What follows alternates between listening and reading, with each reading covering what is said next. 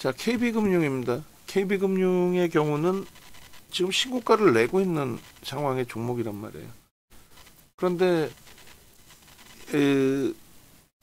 우리가 주력 포트폴리오로 6월 달에도 KB금융을 넣어놓은 이유는 기존에도 이러한 KB금융을 우리는 주력주로서 계속 들여다봤다라는 거죠. 고금리의 기준에서는 어차피 금융지주사가 움직임을 가져갈 수밖에 없다. 고금리의 기준에서는. 그건 뭐 역대적으로 그래 왔었다라는 거예요. 그러니까 예대마진의 증가 이런 부분뿐만이 아니고 뭐 말 그대로 그러면은 금리가 하향되게 되면은 예대마진이 급격히 축소돼서 금융지주사가 손실이 나나요? 그러진 않죠. 그래서 금리가 높아지면 이제 예대마진, 그러니까 예금 금리와 이제 대출 금리의 차이 부분을, 그 부분을, 그러니까 예금 하신 분들께는 적은 금리를 주고 사실은 대출 받는 분들께 많은 금리를 받아서 돈을 받은 거에 대해서 이제 대출을 해줌으로써 수익을 내기도 하고, 그러니까 뭐 여러 수익 구조 중에 이제 예대마진이 가장 중요시 형성이 돼 있는데, 그거는 이제 금융당국이 들여다보면서 그 설정 범위를 잡아가요. 그러니까 그 예대마진에 대해서 이제 뭐 이야기들이 많이 나오고 있습니다만 꼭 그것만은 아니다. 경기가 좋아짐으로써 이제 대출이 더 확장돼 있다라는 것도 굉장히 중요하다, 이렇게 놓고 보시면 됩니다.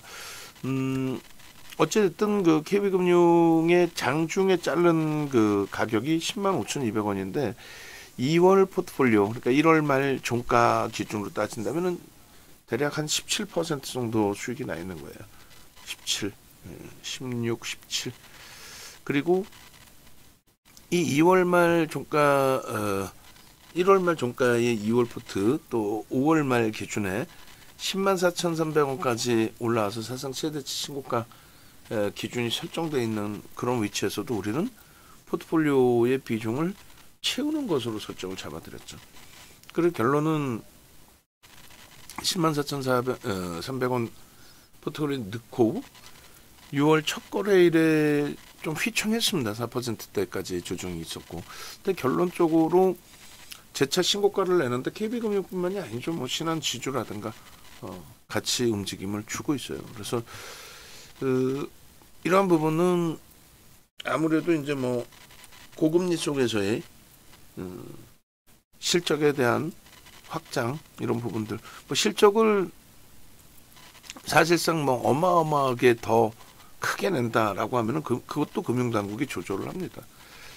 그래서 일반적으로 이제 뭐 한국전력처럼, 여기 이제 시가총액 10위 안에는 없기 때문에 한국전력의 실적은 여기 없습니다만, 한국전력처럼 이제 정책 하나가 바뀜으로써 어마어마한 흑자로 전환되는 그런 종목군들의 경우에도 상한가를 가서 주가의 저평가 상태를 해소하거나 그러지는 않아요. 수급 논리에 의해서 이제 움직임이 나오죠. 그러니까 금융지주사들의 실적은 상상을 초월합니다. 그런데 얼마 전까지 KB금융이라든가 또 금융지주사들이 이 시가총액 10위 안에서 미끄러져 버렸었단 말이에요. 그러니까 KB금융이 이제 시가총액 10위 안에서 미끄러져 내려가 있었었고, 그리고 또 뭐 신한지주라든가 이런 쪽도 뭐 10위권에서도 저 밑으로 밀려 있었죠. 근데 지금은 이제 주가가 많이 들어올려지면서 40조 원대의 그 주가가 다시 형성이 된 거예요. 그렇게 되면서 시가총액 5위까지 올라와 준 거죠. 현대차가 저렇게 무너졌다라는 건 조금 다소 충격입니다. 물론 이제 영업이익 컨센서스가 조금 하향된 부분이 있긴 합니다만, 여전히 40조가 안 되는데 영업이익 순이익이 12조, 13조짜리라서 어쨌든 뭐 KB금융 쪽의 지금의 흐름은 재차 수급이 유입되면서의 흐름이다. 그 수급 범위는 외국인 지분이 70%대, 그리고 대주주 지분이 35%예요. 그럼 둘이 합치면 100% 넘죠. 근데 이제 대주주의 5% 이상 지분 신고한 쪽이 외국계에서 두 군데가 있어요. 그래서 그게 12% 정도 돼요. 그래서 12%가 아니라 14% 정도. 그래서 14%를 감안하게 되면은 중복 지분이니까 92%가 대주주와 외국계의 지분입니다. 그러니까 외국계의 지분이 월등한 거예요. IMF 때 뭐 사실상 우리나라 금융권을 다 뺏긴 거죠, 사실은. 그래서 지금 유통 물량이 제한적인 상태, 8% 내에서 기관들의 지분 빼고 하면은 유통 물량이 없어요. 그러니까 결론적으로 이제 개인들이 흥분해서 움직이는 종목이 아니라 메이저의 방향성에 따라서 움직입니다. 정부 정책의 불확실성, 그러니까 정치가 불확실성을 가져가다 보니까 정책적인 불확실성이 확장이 돼 있었던 흐름이었죠. 그게 이제 윤석열 전 대통령 정부 시절에 글로벌 시장에서의 이격 발생 그리고 디커플링까지. 근데 지금은 이제 커플링 상태에서 눈에 띌 만큼의 탄력이 나와 있습니다. 지금 갑자기 뭐 국내 증시의 실적이 개선돼 있거나 갑자기 뭐 그런 부분들은 아니죠. 그러니까 지금까지 말씀드려온 것처럼 우리나라 전반적인 흐름에 대해서 정정불안이라는 정치적인 정책적인 불확실성이라는 그런 내용의 기준에서의 차이점으로 놓고 보시면 됩니다. 그리고 원고 작업하시는 분은 이 표도 한번 가져가세요.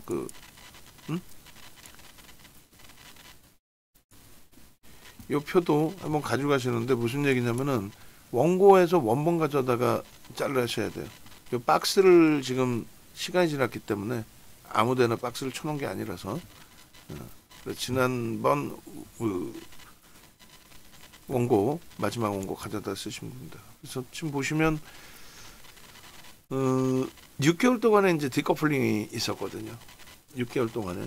그 전에는 방향성 같은데 변동률이 제한적이었다라고 한다면 지금은 이제 6개월 동안에 말 같지도 않은 글로벌 증시 대비해서의 약세, 삼성전자 하이닉스의 말도 안 되는 약세, 현대차까지도 수급 눌렸죠.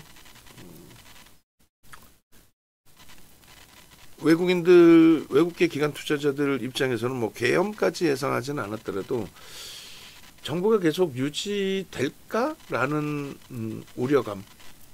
너무 계엄을 떠나서 시끄러웠고 어려웠고 혼란스러웠고 그래서 그 부분에 대한 불확실성 때문에 외국계 자금이 나간 거죠. 외국계 자금이 단기 자금이 나갈 때 어디서 나가요? 결론은 삼성전자나 하이닉스, 현대차 시가총액 비중이 최고 높은 쪽에서 나가게 됩니다. 그렇게 되면서 지수도 무너졌고 외국인들이 많이 판 것처럼 설정이 돼 있는데 결국은 이제 삼성전자 하이닉스에서 파는 거고요. 지금은 지속적으로 삼성전자 하이닉스 쪽에 수급이 들어와요. 들어오면서 시장 가격 반발력도 제대로 나오고 있습니다. 이게 지금 작년 7월 고점 찍는 그런 그 수준까지 지금 빠르게 좀 되돌리고 있어요. 글로벌 증시는 21년도 우리나라 기준에 이제 21년 고점이면 3,300입니다. 거기를 훌쩍 넘겨서 지금 4,000포인트 수준이거든요. 그러니까 4,000포인트 수준이니까 3,300까지 슈팅 나오는 거는 제가 판단할 때 아주 빠르고 아주 쉽고 가볍게 움직임이 나올 수 있다. 그 얘기를 하는 거예요. 당연하죠. 그럴 수밖에 없죠. 구조 자체가. 그래서 일단은 그것을 이끌어낼 수 있는 쪽, 그 흐름을 이끌어낼 수 있는 쪽은 결국은 이제 뭐 IT의 기준이 될 거고 그리고 시가총액이 올라오면 올라올수록 펀더멘털에 대한 부분이 설정이 될 거고 그래서 KB금융 같은 경우에도 시장에서 지속적인 관심 또 수급 시장의 안정화에 따른 외국계 자금의 유입 또 기관들의 자금 확장 이런 부분들 그것이 유입될 수 있는 업종군에 가장 상단에 놓여져 있다. 올해 이제 2월 포트에도 넣어놨었기 때문에 그래서 불확실성이 이제 해소되고 돌릴 수 있는 위치입니다라고 했는데 변동성에 대해서 이제 좀 제한적인 해석도 했었고 결국은 이제 그 2월 포트에 넣어놓고 한동안 관망하다 이제 6월 포트에 다시 넣게 됐는데 8만 원대에서부터 뭐 9만 원 그리고 10만 원 그리고 뭐 6월 4일 거래일 기준에서도 충분하게 저점에서부터 다시 비중 다 치워 나가는. 제일 아쉬운 거는 이제 6월 첫 거래일 6월 2일 날 좀 조정폭이 깊었죠. 급락을 했죠. 그때 이제 좀 되돌릴 때 좀 샀으면 되는데 장 막판에 되돌렸기 때문에 10만 원 미만에서는 추가 편입 또 비중을 꽉 채우는 그런 전략까지는 설정을 못했어요. 근데 뭐 오늘 잘 편입이 됐고요. 긍정적으로 해석해도 무리수가 없는 위치라고 말씀드립니다. 보시는 것처럼 뭐 펀더멘탈적인 부분에 있어서는 당연히 뭐 저평가라고 할 수 있죠. 저평가인 종목인데 이것이 이제 기술적으로 언제 움직일 거냐라고 했을 때 아름아름 뭐 수급이 더 들어오면서 그래요. 조금 이따 일조월봉 보여드리겠습니다만 수급이 좀 꼬여지면서 주가 조정이 있었고 4월 5월에 수급이 좀 강도 있게 들어오게 되면서 거기서부터 이제 변동 탄력은 굉장히 세게 확장이 된 기준이 되죠. 올해 이제 4월 1일부터 6월 달까지 기준. 그러니까 24년도부터도 이제 수급이 있는데 그때는 기간 위주로 다 수급이 있기 때문에요. 그래서 쌍크리스 매수가 들어왔는데 어마어마한 물량은 아닙니다. 그래도 유통 물량이 제한적인 상태에서 외국계 또 대주주 다 빼고 나면은 92% 빼고 나면은 뭐 8% 수준의 기간 물량 또 빼고 나면은 거의 유통 물량도 없는 수준에 저렇게 이제 1% 그 수준만큼의 매수가 들어와 있다라는 거는 그거는 뭐 작지 않은 기준이 됩니다. 5월 달에도 전체 순위에서 이렇게 멀진 않아요. 물론 뭐 시가총액이 5이기 때문에 더 강력한 매수 흐름이 연출되어 줘야죠. 시가총액 규모가 있으니까 규모면에서도. 그래서 유통 물량 제한적이라는 걸 좀 감안해서 들여다봐야 되고요. 그 다음에 그 윤석열 전 대통령 정부 시절에 좀 사실상 탁상 행정, 좀 말도 안 되는 행정들이 좀 많았어요. 말 같지도 않은 공매도를 전 세계에서 유례 없이 우리나라만 공매도를 금지한다거나 말이 안 되는 거였죠. 그리고 이제 저 PBR 관련주들에 대해서 정부가 금융당국이 이제 정책적으로 너무 저평가니까 그럼 뭐 어떻게 하라는 얘기. 예를 들면 이제 한전 같은 경우 흑자 전환됐으니까 다행인데 한전의 PBR이 낮다고 해서 적자인 업체가 자사주를 막 매입하고 소각하고 그것도 무리수가 있죠. 그러니까 인위적인 시장 부양은 어려워요. 그렇더라도 정책적으로 저평가의 흐름을 벗어나기 위한 제도를 계속 강화하겠다. 이건 나쁘지 않다라는 거죠. 대표적인 그 저평가 해소에 대한 수혜주, 뭐 정책적으로 정부의 그 금융 정책에 가장 빠르게 그 결과물을 내놓을 수 있는 쪽이 기준이 됩니다. 그런 정책주로서의 부각된 부분들도 나쁘지 않고요. 그리고 이제 오늘 말씀드리는 부분은 여전히 글로벌 증시는 고금리예요. 우리나라가 2.50으로 낮춰놓긴 했습니다만 이것에 대해서 이제 뭐 금리 격차 때문에 외국인들 자금이 빠져나간다 그러는데 그렇잖아요. 예전에도 금리 격차가 꾸준히 있었습니다. 2004년 6월부터 2006년 6월까지 우리가 4% 금리에 멈췄을 때 미국은 이제 5.25까지 올라왔었고 그 과정 속에서 뭐 외국인들이 우리나라에서 자금을 뺀다든가 그런 경우는 없었습니다. 그러니까 이제 금리 격차를 가지고 자금이 움직인다라는 거는 일본에서 저금리의 자금을 받아다가 캐리 트레이드 자금 되겠죠. 엔캐리 트레이드 자금. 고금리 쪽으로 갖다가 놔도 뭐 수익이다 뭐 이런 기준이 되는데 그 금리 격차가 이제 많이 사실은 줄어들어 있습니다. 물론 뭐 일본의 제로 금리 그리고 지금 0.5 기준까지 이제 설정이 잡혀 있긴 합니다만 그래서 나머지 쪽 보면은 영국도 4.2 오면은 저금리 아니죠, 고금리죠. 미국 자체 이제 4.50이 최고점에서는 좀 늘려놓긴 했습니다만 뭐 트럼프 대통령이 아무리 악을 쓴다 해도 그거는 이제 정치적인 쇼인 거고 지금 뭐 중앙은행 격에 미국의 FRB, FED 쪽 관련해서도 마찬가지가 되는 거죠.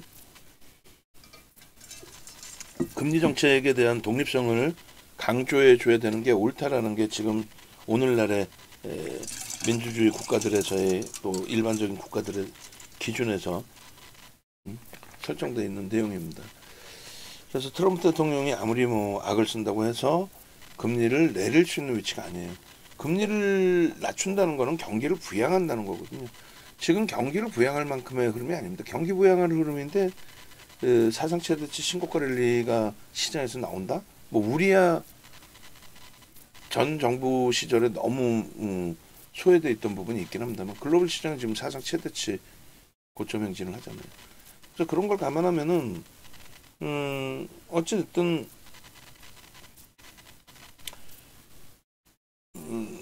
지금 미국 금리의 경우에 급격하게 금리를 낮출 가능성은 없어 보이고, 그리고 그 정도로 급격히 낮춘다면 그거는 뭐 전체 시장이 급격한 조정이 나올 수밖에 없는 상황이 돼요. 그 정도로 경기가 어렵다는 내용이 되니까. 근데 지금 긍정적인 경제 지표 속에서 인위적으로 금리를 내릴 수는 없거든요. 그래서 이 금리 부분을 이제 보여드린 건데, 이 고금리, 그러니까 고금리 기준에 지금 시장이 형성돼 있다라는 거고, 그렇게 된다라면은 금융 지주사들은 움직임을 긍정적으로 가져갈 수밖에 없다라는 거고, 실적 부분이 부정적이지 않고 아까 보신 것처럼 실적이 어마어마하게 이제 또 크게 바뀌지는 않아요. 어차피 금융당국 계속 손을 대고 있으니까. 근데 고금리 속에서의 시장 안정화에 대한 명분은 충분하게 나옵니다. 이게 이제 미국의 기준금리인데요. 지금 원고 준비하시는 분은 요 예전 뭐 9월 20일자 방송하면 있는데 9월 20일자 원고를 우리가 가지고 와도 되고 21일자 뭐 이렇게 해서 찾아서 지금 제가 이걸 하나 잘라놨는데 요 파일을 드릴 테니까 일단 저 부분을 좀 수정을 해주세요. 뭐 어떤 거냐면은 여기 보면은 이제 그 도메인 나오잖아요. 그 부분은 방송에 가지고 나갈 수 없으니까 저거만 좀 가려주세요. 어떻게든. 그래서 지금 기준에서 이제 놓고 보실 때 금리 인상 시기가 2004년 6월부터 저 이제 박스 쳐서 보여드릴 거예요. 이때 기준으로 보시면 되겠죠. 2004년 6월부터 2006년 6월까지 17차례 올렸어요. 한 번도 안 쉬고 17번. 그래서 25bp씩 1년에 8번의 FOMC 회의, 2년, 그리고 한 번 더 그렇게 해서 17번 올리니까 어떻게 됩니까? 4.25%포인트가 됩니다. 그래서 1% 금리에서 4.25를 올리게 됨으로써 5.25%의 금리가 최고점, 정점으로 형성이 됐던 거고요. 2007년도에 9월 달에 금리를 인하했던 때가 서프라임, 그리고 이제 그 충격 여파로 리먼 브러스가 이제 파산되고, 리먼 브러스 파산되기 전에 베어스턴스 파산되고, 리먼 파산되고, 메릴 린치 매각되고, 뭐 이런 과정 속에서의 흐름이 2008년도에 연출이 된 거죠. 그때 금리를 올리던 각도하고 이제 비교해서 놓고 볼 때 굉장히 가파르게 내립니다. 그러니까 제로 금리까지 내렸는데도 불구하고 시장의 안정화가 안 되니까 버냉키 의장이 헬리콥터에서 돈을 뿌린다라고 표현할 정도로 양적 완화라는 단어를 만들고 돈을 뿌렸죠. 그게 이제 의회 승인이 된 게 29년도 3월이에요. 그걸 바닥으로 찍고 돌린 거예요, 시장은.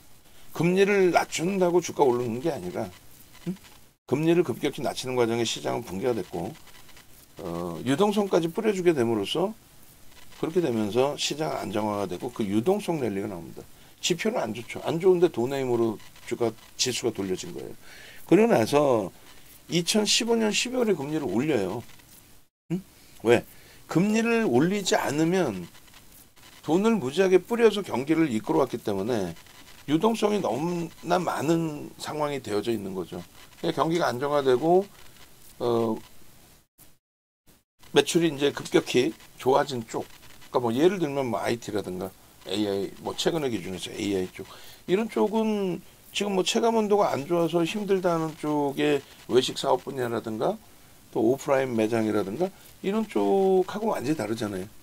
한쪽에서는 죽겠다 이렇게 경기가 어려운 적은 처음이다. 그거는 이제 뭐 1차 산업부터 우리가 4차 산업까지 이렇게 오는 과정에 말 그대로 이제 뭐 농어촌에 계셨던 분들의 기준에 그 당시에 대주주의 지주이면서 이러셨던 분들이 산업을 쫓아가지 못하면 도태되고 화폐 가치는 훼손되고 뭐 이런 과정이 되겠죠.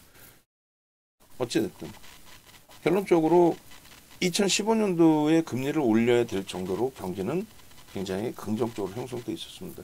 그 긍정적인 경기 속에서 소비에 대한 지출에 대한 욕구가 터져 나오죠.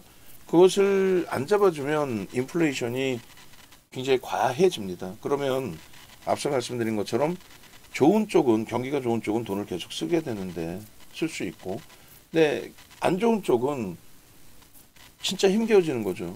물가는 오르고 나는 어렵고. 그래서 부익부 빈익빈에 굉장히 문제되는 현상이 나오게 됩니다. 그래서 금리를 올려서 물가를 잡고 인플레이션을 잡아주는 거는 여러 이유가 있지만 가장 그 대표적인 기본적인 내용은 뭐다? 부익부 빈익빈을 잡아내는 거다. 그게 사회 현상으로서 문제가 되면은 정권이 유지가 될 수가 없죠. 정부가. 그래서 금리를 올리는 겁니다. 저 금리를 올리는 시점에, 그러니까 경기가 좋고 지표가 좋아서 올리는 2015년부터 2018년까지의 흐름이 결과적으로 긍정적이냐, 시장의 흐름이 랠리입니다. 랠리. 그러고 나서 이제 2018년도에 트럼프 대통령 45대 미국 대통령, 트럼프 대통령 시기에 금리를 좀 낮추라는 강압적인 중간선거 앞두고 그 분위기를 형성을 했죠. 그래서 결국은 이제 금리를 살짝 내립니다. 살짝 내리는데 뭐 끝까지 올리지도 못한 상태에서 살짝 내리는데 그때 때마침 코로나가 터졌어요. 그렇게 되면서 코로나에 대한 공포감이 상상을 초월했죠. 예전 사스나 메르스를 뛰어넘는. 또 일부 산업에서는 진짜 현실적인 침체가 있었고요. 근데 돈을 각국에서 뭐 진짜 상상을 초월하게 돈을 뿌려서 코로나로 인한 경기의 침체, 문제점은 다 잡아냈어요. 그리고 돈을 뿌리게 됨으로써 시장은 뭐 V자형 어마어마한 변동성의 확장이 나왔죠. 그 당시에 무슨 뭐 좀비가 세계를 장악할 것처럼 얘기했는데 결국 우리는 그것을 굉장히 크게 잘 해석해냈고 그 덕분에 어마어마한 수익을 냈고 지금 원고 작업하시는 분 코나이하고 한화 둘 다 코나이 같은 경우 이쪽에 와서 잘라가도 돼요. 한화도 여기 아까 10% 진입 후 수익률 10%까지 잘라놨으니까 코나이는 지금 뭐 상한가니까 그쪽에 없으면 이쪽에 와서 잘라가고 그래서 금리를 내린 이후에 오히려 유동성 랠리가 나오면서 사상 최대 신고가가 나온 거죠. 그리고 이제 금리를 올리는 과정에 바이든 전 대통령 정부 시절에 취임하고 나서 결론적으로 경기 부양책을 2조 달러를 뿌리기로 했는데 금리를 급격히 올린다는 것은 서로가 안 맞죠. 무슨 얘기냐면은 금리를 올리는 과정에 돈을 뿌린다? 돈을 회수하기 위해서 금리를 올리는 건데 그래서 천하의 파월 의장 자체가 매파가 아닌 비둘기파였죠. 괜찮습니다. 괜찮습니다. 왜? 대통령이 당선되자마자 2조 달러 뿌린다는데 어떻게 할 거야? 그 2조 달러 뿌리는 과정에 인플레이션이 CPI, PPI가 상상을 초월하게 올라가죠. 응? 그런데도 시장은 랠리였어요. 그러고 나서 이제 마지막에 CPI, PPI 너무 그러니까 인플레이션이 너무 강하게 형성돼 있게 됨으로써 그게 이제 좀 문제가 됐고 인플레이션이 크게 형성되면서 그렇게 되면서 도저히 이제 금리를 안 올릴 수 없는 굉장히 가파른 금리 인상이 된 거예요. 저렇게 가파른 금리 인상은 역대적으로 없었죠. 2000년 이후에 25bp씩 올렸던 건데 그게 이제 정치가 끼니까 저렇게 되는 거예요. 근데 저 금리 인상 시기에 시장이 무너졌느냐? 아니에요. 금리 인상 직전에 이제 오버슈팅 나온 그 거품들이 좀 해소가 됐을 뿐이지. 예? 그래서 2023년 7월 26일 날 마지막 금리 인상하고 5.5까지 이제 금리가 형성된 겁니다. 앞에 금리를 넘긴 거예요. 2000년 들어서 가장 높은 금리가 형성이 됐죠. 그러고 나서 이제 바로 압박이 들어오고 금리 인하를 해야 된다. 이런 부분이 언제 그렇게 됐어요? 바이든 정부 때도 똑같은 거죠. 금리를 만짐으로써 돈을 풀면서 표를 얻기 위한, 그건 어느 정부든 마찬가지입니다. 그때 이제 그 시장에서 경험치가 짧은, 그리고 또 이론 쪽에 밝은 학자분들의 기준에서는 트럼프 당시 대선 후보가 당연히 금리를 인하할 거다. 대선 기간 중에. 바보입니까? 대선 기간 중에 금리를 인하한다라는 거는 현 정부를 위해 주는 것뿐이 안 돼요. 잘 기억해 보시면 문재인 전 대통령 정부 시절에 코로나가 생겼단 말이에요.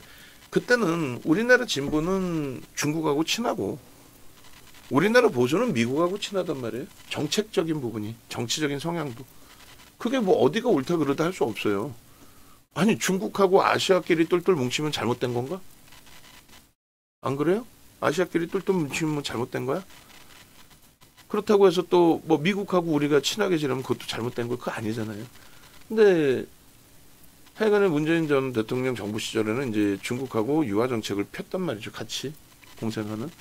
그렇게 되면서 뭐 미국하고 또 문제 불거지는 그것도 아니잖아요. 서로 껄끄럽긴 하더라도. 결론은 그 당시에 코로나 때에 그 야당 보수 쪽에서 치고 들어왔던 부분이 왜 중국인들 관광객들 우리나라 입국할 때 마스크 제대로 터치 안 해서 코로나를 확장시켰냐. 뒤돌아보니까 어때요? 코로나라는 것 자체도 결국 뭐 지나가는 기준이 됐잖아요. 그래서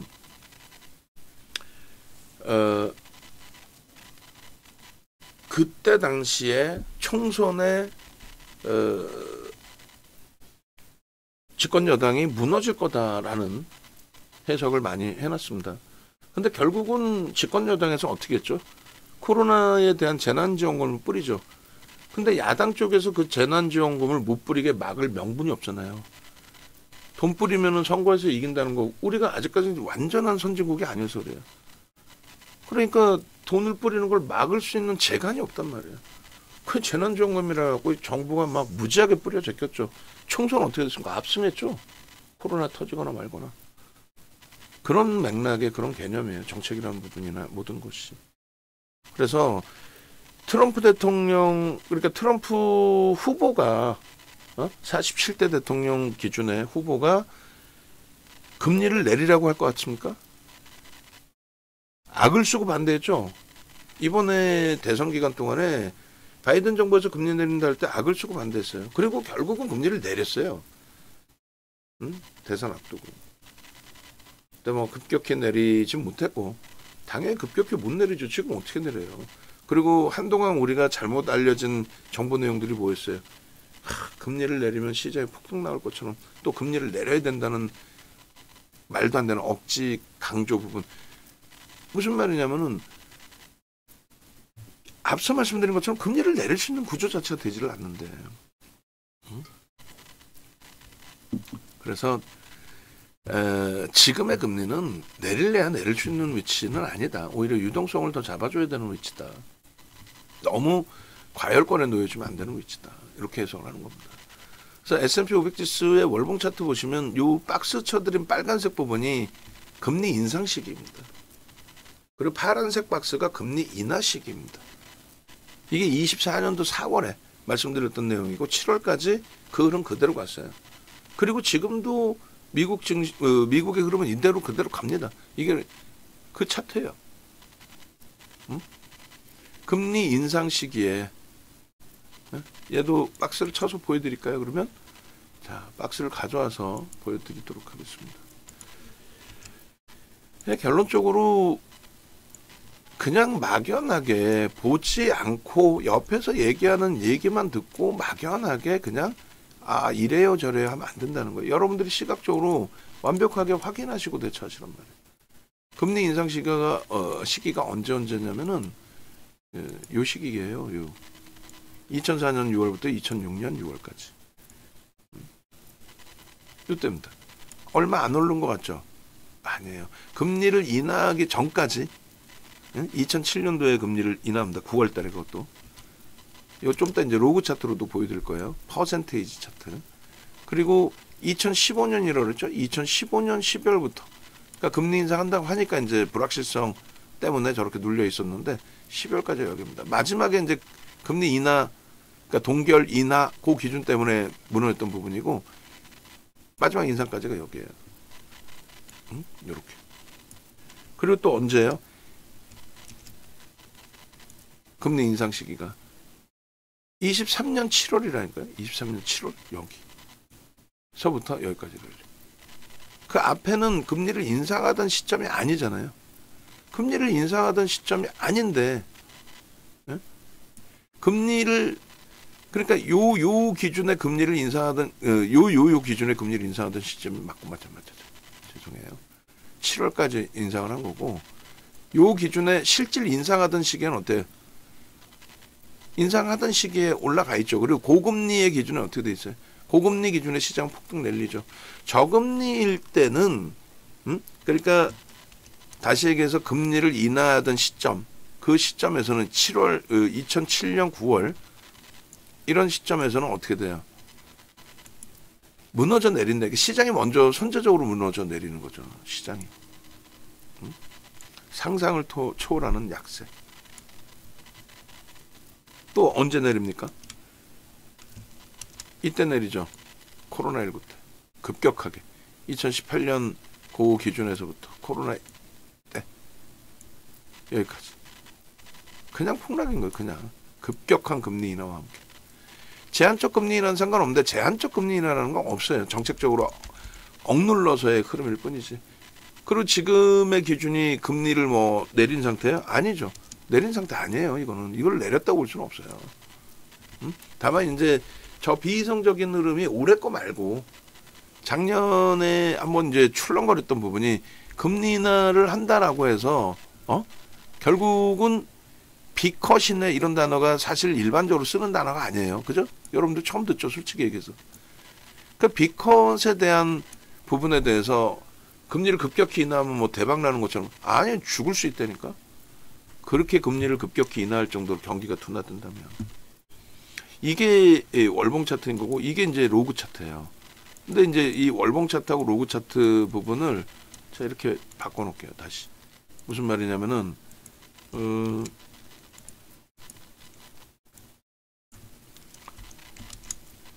아이고 두 개로 돼 있구나. 이렇게. 이 로그 차트라는 거는 퍼센테이지 차트입니다. 그러니까 10,000원짜리가 20,000원 되면 100% 오른 거잖아요. 10,000원짜리가 20,000원 되면 100% 올라온 거잖아요. 20,000원짜리가 10,000원 또 올라요. 그럼 30,000원이죠. 30,000원이면 어떻게 되는 거예요? 50% 오른 거잖아요. 근데 이 칸수로 이렇게 놓고 보면은 그게 굉장히 뭐랄까요? 많이 오른 것처럼 착시현상의 기준이 형성이 된단 말이죠. 20,000원에서 10,000원 오른 거, 10,000원에서 20,000원 간 거, 그게 우리가 일반적으로 보는 차트 똑같은 변동 크기라고 생각한단 말이에요. 그렇지 않아요, 결코. 그래서 이건 로그 차트예요. 퍼센테이지 차트. 요 크기만큼 올라왔고 또 6월까지죠. 2006년 6월 요 크기만큼 올라왔고 그 다음에 고금리 시기에 추가적인 랠리가 1년 정도 더 있었고 1년 3개월. 그러니까 지금도 마찬가지. 뭐 개월수로는 더 긴 기준이 됐지만 23년 7월 이후에 고금리가 유지되고 있죠. 금리를 뭐 이때처럼 급격히 부양해서 낮춰야 될 위치가 아니잖아요. 그리고 그 다음은 유동성 랠리예요. 금리하고 상관없이 뭐 제로금리에서 유동성 뭐 상관없다라기보다는 제로금리에서 유동성을 준. 그러니까 제로금리까지 가는 과정에 죽는다는 거지. 그러니까 지금 금리 내려주세요 하면 죽는다는 얘기예요. 네? 그리고 이게 2015년 12월부터 2018년 12월까지 이 랠리 부분이 제한적이지 않죠.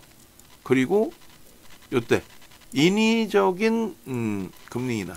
근데 지표가 그렇게 최악으로 훼손된 게 아닌데도 불구하고 일단은 그것을 명분으로 제로금리까지 떨궈 놓고 그리고 나서 오히려 이때도 이제 출렁거리고 있었는데 퍼센테이지로 놓고 보면은 또 빠르게 회귀가 됐고 그래서 꼬리 부분이 굉장히 좀 제한적으로 이렇게 보여지는 거예요.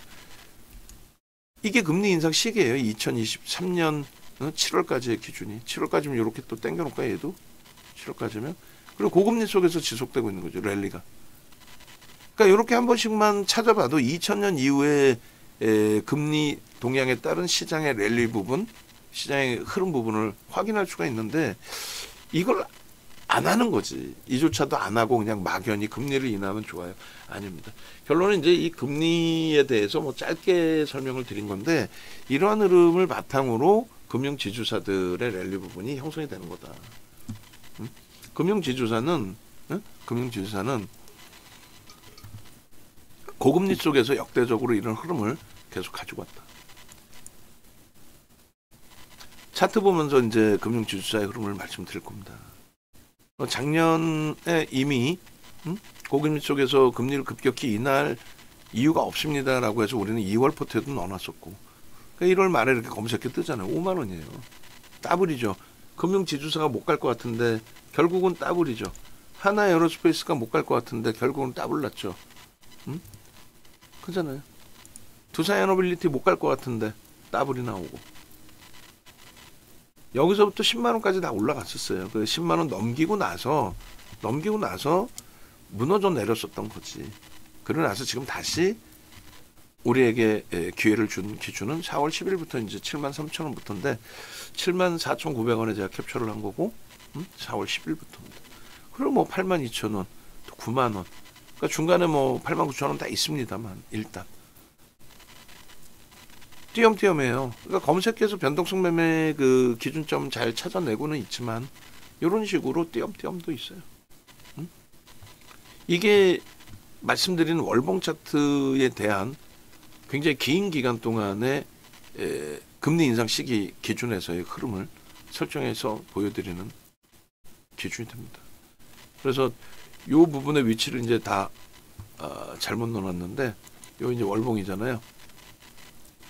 월봉 기준은 맨 밑으로 내려서 한 번 더 보여드릴 겁니다. 여기서 이건 연봉이고요. 그다음에 월봉을 하나를 더 자를 거예요. 굉장히 오랜 기간에 이거를 그냥 연봉으로 이렇게 볼까요? 연봉으로 그렇게 해도 상관없습니다. 근데 그 시각적인 효과 부분의 차이가 좀 있긴 할 텐데 요걸 똑같이 이제 금리 인상 시기와 인하 시기로 설정을 잡아서 얘를 해석해서 보겠습니다. 연봉 기준에 보시면 아쉽게도 이제 KB금융 같은 경우는 국민은행 기준에서 설정이 되어 있기 때문에 과거 재상장이 됐단 말이에요. 재상장. 지주사로 전환하면서. 그래서 2004년도 꽤 없어요. 사실상. 그럼 2015년부터의 기준을 놓고 보시는 거잖아요. 2015년부터 그 기준점들을 잠시만요. 이게 지금 방송 녹화 중입니다. 여보세요? 예. 예. 아, 예, 그러셔도 됩니다. 예. 예, 감사합니다. 예. 아이고, 죄송합니다. 방송국 국장님이 저녁에 미팅 좀 하자고 하셔가지고. 그래서 일단은 그 2019년, 18년이면 18년 여기까지란 말이에요. 마지막 금리 이제 금리 인하한다라는 이제 억지 부릴 때 18년, 17년, 16년, 15년 말이니까 여기서부터 여기까지 금리 인상 시기입니다. 그리고 2022년부터 이제 2023년 7월까지 금리를 올렸죠. 지금 25년이고요. 23년 7월까지 금리 올린 이후에 그 고금리 속에서 금리 올린다고 문제되는 거 있나요? 없어요. 그 고금리 속에서 고금리가 유지되는 이 과정 속에 지속적인 흐름. 요게 앞에 설명드린 요 내용이에요. 요게 2015년 12월부터 저 차트의 기준이 2015년 12월부터 2018년 12월까지 그런 흐름들. 그래서 금융지주사들의 기준은 이러한 흐름이 형성될 수밖에 없다라는 건 뭐 꼭 염두에 두셔야 돼요. 그리고 금리 부분을 떠나서도 추이 추세 놓고 보실 때 이 수급 범위가 형성돼 있다 보니까 말씀드린 것처럼 92%가 외국인과 대주주, 그다음 기관 지분, 그걸 빼고 나면 없잖아요. 대주주 지분 없잖아요. 그래서 개인들이 이렇게 420만 주 뺏긴 게 저게 1.08%예요. 3억 9,400만 주인가 그럴 겁니다. 주식수가. 결국 그 매집에 대한 규모만큼의 목표 주가 설정 범위나 그 힘의 강도에 따른 갭이 발생될 수밖에 없죠. 갭 상승 나오는 그 흐름의 힘의 강도에 따른. 그래서 그런 흐름들까지 다 놓고 보시게 되면은 주요한 구간의 지지 라인이라든가 힘의 강도를 느낄 수 있는 갭에 대한 범위라든가 이런 부분들을 다 여러분들 걸로 가져가실 수 있게 돼요. 일봉은 좀 밋밋하다 할지라도 주봉, 그리고 또 월봉. 여기도 만만치 않죠 지금. 갭 툭툭 그다음 눌린 이후에 다시금 수급 들어오면서의 슈팅. 여기서도 똑같아요. 여기 기준을 설정을 이렇게 똑같이 잡을 수 있습니다. 월봉의 기준에서도. 그래서 목표주가 설정 범위라든가 이런 부분들을 이렇게 매집에 대한 부분이 목표주가가 이렇게 설정이 되어 있다. 그리고 기간 위주로 1,500만 주 정도 샀잖아요. 이 작지 않은 물량입니다. 기간 위주로 저렇게 1,500만 주. 그리고 굉장히 좀 특이한 케이스 같아요. 무슨 말이냐면은 시세 분출에 있어서 대부분이 외국인들의 그 매수가 들어와서 시세가 나오지 기간이 사서 시세가 나오는 종목군이 굉장히 제한적이에요. 대부분 이제 변동성 매매 기준은 전부 외국인이 우위를 점에서 가져가거든요. 그래서 요게 이제 24년 1월 23일부터입니다. 24년. 그리고 1,492만 주. 1,492만 주. 그리고 24년 1월 3월인가요? 정확히 언제였죠? 1월 23일. 1월 23일부터. 그리고 여기는 이제 아까 수치가 잘못됐어요. 25년 4월 9일부터입니다. 됐죠? 그렇게 해서 요 KB금융 같은 경우가 지금 기관들의 매집이 저렇게 확장이 되어 있는 거잖아요. 기관들의 매집이 확장돼 있고 실질적으로 작년부터 봤더니 쌍끌이는 아니더라도 1,500만 주에 달하는 그 물량이 들어와 있다. 그러니까 3억 9,350만 주인데 반올림 하면 3억 9,400만 주니까 1,492만 주 나누기 3억 9,035만 주 해주면은 3.79%예요. 장내 매수. 작지 않죠. 말씀드렸잖아요. 대주주의 지분이 35 그리고 외국인의 지분이 70%대. 예?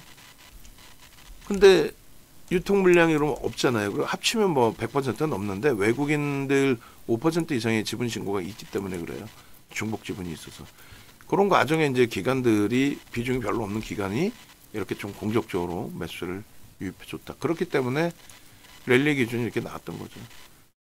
그래서 2월달 기준에서 이제 뭐 올해 2월달 기준에 포트에 넣어놨었는데 한번 미끄러지고 4월달에 이제 전체 출렁거림이 있어서 얘가 되돌리는 그 각도보다는 뭐 우리는 하나그룹주, 하나 에어로스페이스라든가 이런 종목군들의 슈팅을 들여다봤기 때문에 거기서 수익이 더 크면 컸지 작지는 않았습니다. 그래서 지금 설정해 놓은 이 목표 주가까지 설정을 주력주로서 넣고 보면서 대처를 하겠다. 지금 6월달 비중을 5%로 설정을 잡아놨는데 그 이상으로도 10%까지도 확대할 수도 있어요. 그런 부분 염두에 두시고 그렇게 해서 들여다보면 될 것 같습니다. 뭐 외부에 계신 분들은 일단 네이버에서 뭐 윤정도 검색하시면 이렇게 나와요. 뭐 유튜브 찾아오신다. 아니면 유튜브에서 윤정도를 검색하세요. 윤정도를. 그렇게 하고 원고 작업하시면 뭐 빡빡하겠지만은 계속 우리가 팍스형제 TV 영상이 계속 딜레이 돼서 나오지 않나요? 마감 이후에 좀 벅차더라도 특히 이제 두사이너빌리티 같은 경우는 우리가 올리면 클릭 수가 굉장히 많이 나와요. 희한하게. 그죠? 그래서 지금 뭐 두사이너빌리티 6일 전에 올린 거 1400 클릭. 우리한테는 많은 클릭 수거든요. 그리고 여기 보시면은 6600 클릭. 4일 전에 올린 거. 그러니까 요즘에 이제 그 원고 작업하신 분이 이렇게만 올려놔도 뭐 2000 클릭씩 나온단 말이에요. 그리고 그렇게 보시면서 구독 신청을 하시는 분들이 계신단 말이지. 구독 신청 많이 하시면 좋고. 실리콘2는 이제 오늘 신고가 낸 이후에 오늘 하루 이제 잘 쉬고는 있는데, 그러한 흐름도 얼마나 멋있습니까? 투사이너빌리티. 그래서 투사이너빌리티, 실리콘2 뭐 이런 종목군들의 영상, 또 하나솔루션 급락 나왔을 때 그때 어떻게 대처하는지 영상, 그다음 종목 검색기, 조금 전에 보신 검색기, 이런 부분들 다 가지고 가시고, 그리고 네이버에서 이 정도 검색하셔서 공식 홈페이지 누르시면은 이렇게 떠 있습니다. 그래서 뭐 검색기에 터져 나오는 종목 나도 갖고 싶어요 하시면 이렇게, 지금 결국은 고점 더 넘기고 끝나고 있는 거죠. 최고가로, 사상 최대 최고가. 전화번호 여기 있으니까 전화하셔서, 또 자산 규모 있으신 분들은 특히 이제 VIP 방으로 오신 분들 중에서 자산 규모가 2억, 3억 넘어가는 분들이 많아요. 그런 분들의 기준에 VVIP 방으로 넘어오셔야죠. 수익이 목적인데. 그렇게 하십시오. 주력주 한국전력 넣어놨고, 한국전력 좀 민주당 정부 이제 들어서면서, 진보 정부 들어서면서 원전에 관련된 내용에 대한 뭐 정책적인 불확실성 부분이나 이런 부분 때문에 혹시 또 정책적으로 전기요금에 대해서 또 인하라든가 동결이라든가 이런 우려감 때문에 주춤거리는 흐름이 나올 수는 있습니다만, 결국은 3만 원 이하에서의 기준은 메이저들은 그런 식으로 해석하지 않고 있다, 긍정적이다, 이걸 놓고 볼 수 있는 위치이기 때문에 긍정적으로 볼 수 있습니다. KB금융도 그렇고. 자, 이렇게 해서 이제 마무리해서 영상 올려드릴 테니까 내부에 계신 분들, 우리 VVIP 회원님들도, 또 외부에 계신 분들도, 또 문자 또 VIP 방 회원님들도 전부 영상 보시고 잘 대처하셔서 수익 기준 가져가시기 바랍니다. 여러분들 그 선배분들은 뭐 이렇게 해서 이미 들어와 계시고, 오늘 문자 사인도 보시면은 뭐 대부분이 뭐 월요일 이후에 수요일 기준에 어떻게 됐어요? 하이닉스, 또 이렇게 실질적인 하이닉스의 수익, 알테오젠의 수익, 검색해서 이렇게 다 떠주잖아요. 오늘 뭐 검색해서 뜨고, 코나에 같은 경우 상한가, 하나 같은 경우도 뭐 계속 뜨고 나서 슈팅, KB금융의 전략, 하나솔루션의 전략, 두사이너빌리티, 실리콘2 이런 식으로. 하나 같은 경우도 진입하고 나서 얼마냐고, 또 최근에 계속이죠. KB금융. 그래서 이런 수익 범위들 꼭 가져가시기 바랍니다. 일단 영상 올려드리도록 하겠습니다.